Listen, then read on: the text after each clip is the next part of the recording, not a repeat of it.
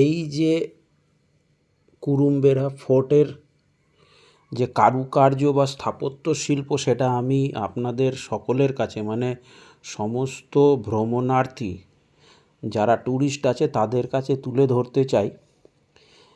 এই নির্মাণটি উড়িষ্যার গজবংশীয় রাজা গজপতি কপিলেন্দ্র দেব 1438 থেকে 1469 খ্রিস্টাব্দে তার রাজত্বকালে তৈরি করেন একটি শিব মন্দির হিসাবে, যেখানে তীর্থযাত্রীরা আশ্রয় নিত।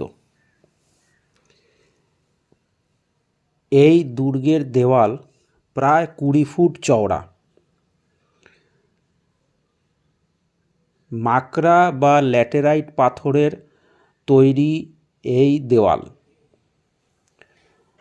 একটি পাথরের ওপর আর একটি পাথর বসিয়ে এই দুর্গটিকে নির্মাণ করা হয়েছে।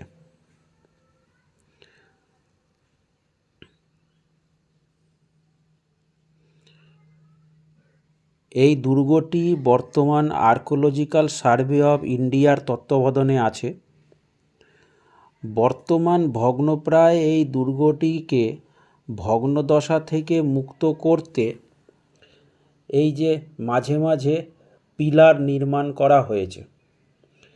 এখানে মোট 69টি থাম আছে, আর থামের ওপরে আছে সুন্দর সুন্দর কারুকার্য।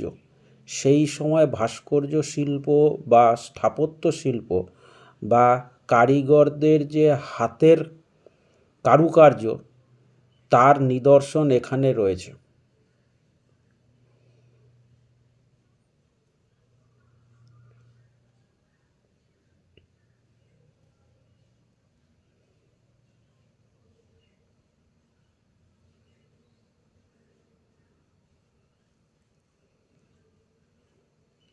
এই যে গোল ফুল যেটা দেখলেন, এরকম অসংখ্য ফুল এখানে তৈরি করা রয়েছে পাথর কেটে।